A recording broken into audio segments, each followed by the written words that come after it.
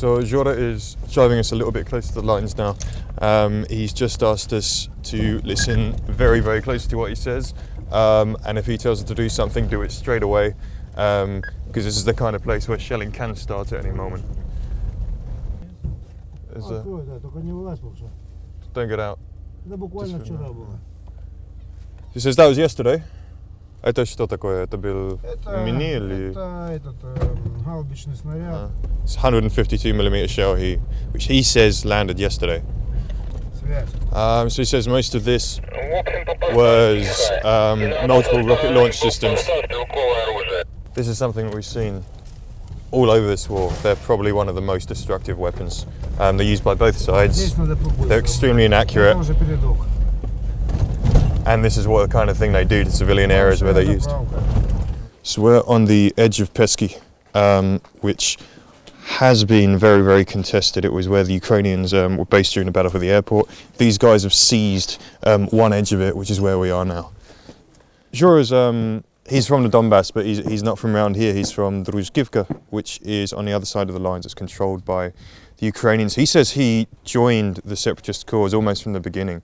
Back in Slavyansk in spring, after he says he saw Ukrainian forces killing children, bombardments, so on and so forth. He blames the Ukrainians for all of this.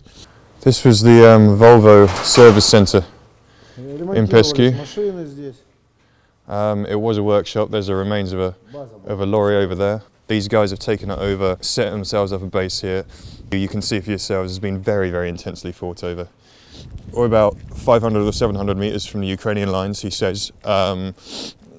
He reassuringly tells us that Ukrainian snipers work all around these positions. But he seems fairly confident that at the moment there's little enough fire that we can walk around relatively safely. It's a kind of grenade launcher. He says he used that against armoured personnel carriers.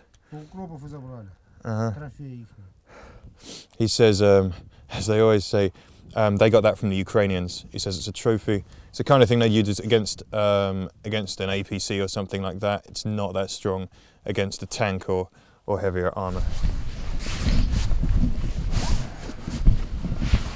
Frontline machine gun post.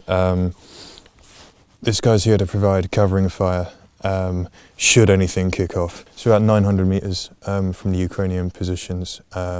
Sentry here says he's pretty sure the Ukrainians are using a kind of mobile grenade launcher today. They say they're not going to answer yet because they don't see a point. These are the separatist trenches, but I'll tell you what, on both sides of the lines you see pretty much the same kind of thing.